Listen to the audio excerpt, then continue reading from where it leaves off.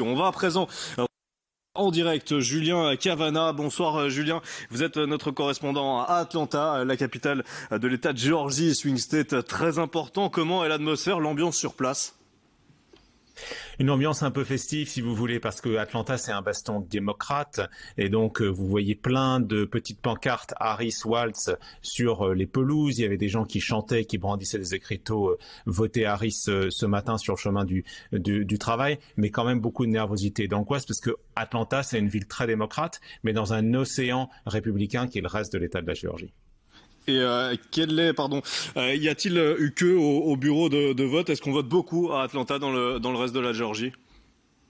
Alors on vote bien, mais on a surtout beaucoup voté, donc il n'y a pas beaucoup de queue dans les bureaux de vote aujourd'hui parce que sur les 7,25 millions d'inscrits sur les listes électorales de Géorgie, il y en a déjà 4 millions qui ont voté par anticipation parce que les bureaux de vote étaient déjà ouverts du 15 octobre au 1er novembre. Donc vous voyez 55% de l'électorat qui a déjà voté. Donc quelque part ce jour d'aujourd'hui de l'élection, c'est une séance de rattrapage pour ceux qui n'ont pas fait le vote par anticipation. Et Julien, qu'est-ce qui fait que la Géorgie est un État pivot, pouvant basculer d'un côté comme de l'autre et avec elle toute l'élection? Alors, trois facteurs, c'est 11 millions d'habitants, la Géorgie déjà, 6 millions qui sont dans la métropole d'Atlanta, c'est la ville de Martin Luther King, il y a eu un effort considérable au cours des dernières années pour motiver les personnes de la communauté noire de s'inscrire, de voter. Il y a aussi tout un tas de transplantés qui sont venus de New York, de Boston, de San Francisco, qui votent beaucoup plus démocrates, qui sont venus s'installer à Atlanta. Et puis, la Géorgie a une particularité, c'est que dans le bloc républicain, il y a encore beaucoup de gens qui refusent l'influence de Donald Trump et qui cherchent à retrouver le parti républicain plus classique, celui de Brian Kemp, celui des Bush. Et donc on le voit, Donald Trump fait plutôt autour de 49-50%, alors que les candidats républicains comme le gouverneur de l'État, Brian Kemp, font plus 55%. Donc la question aujourd'hui, c'est est-ce que cet électorat républicain classique qui refuse Trump va faire la différence pour Kamala Harris, de la même façon qu'il l'avait fait pour Joe Biden en 2020? Réponse ce soir.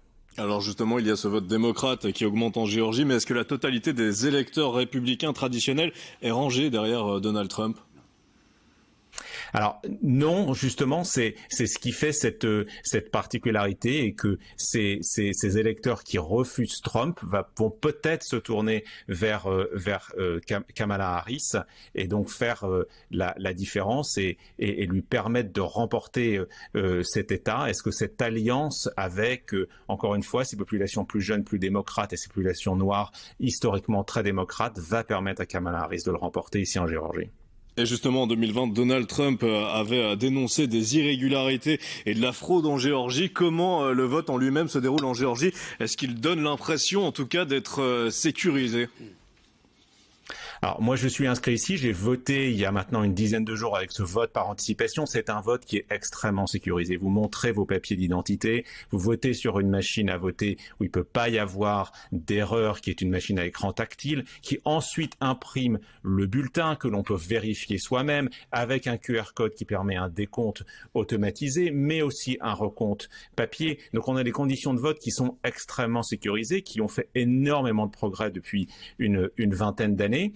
Mais c'est pas vraiment la question de la sécurité du vote, ça c'est plutôt les rumeurs que Donald Trump a instillées, c'est plutôt ce qui va se passer après une fois que le décompte des voix sera fait. Et alors le vote en lui-même est une chose, mais en cas de résultats serrés, pourrait-il y avoir, comme en 2020 d'ailleurs, des contestations, voire des obstacles à la proclamation des résultats en Géorgie?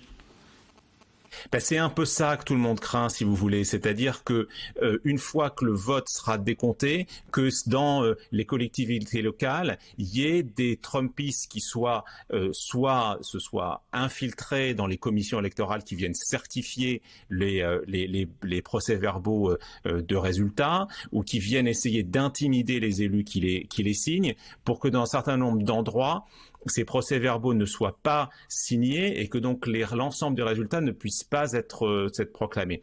Mais cependant, si vous voulez, tous les regards se tournent vers un homme et son équipe qui est le gouverneur Kemp, dont je vous parlais il y a un instant, qui est un gouverneur républicain mais classique, qui avait tenu tête à Donald Trump et qui, avec son secrétaire d'État Brad Raffensperger, sont des hommes qui cherchent à continuer à faire prospérer leur réputation d'intégrité, et donc tout porte à croire que vont continuer à résister aux Trumpistes et quels que soient les résultats vont les proclamer et donc envoyer les grands électeurs de Géorgie voter pour le candidat que le vote populaire de Géorgie aura choisi.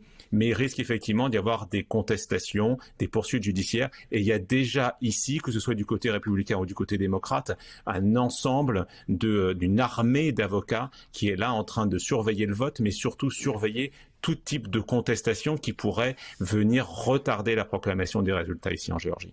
Merci beaucoup à Julien pour ce point complet. Julien Cavanna qui était en direct avec nous depuis Atlanta pour LN24. On va marquer une dernière courte pause dans cette soirée spéciale élection présidentielle.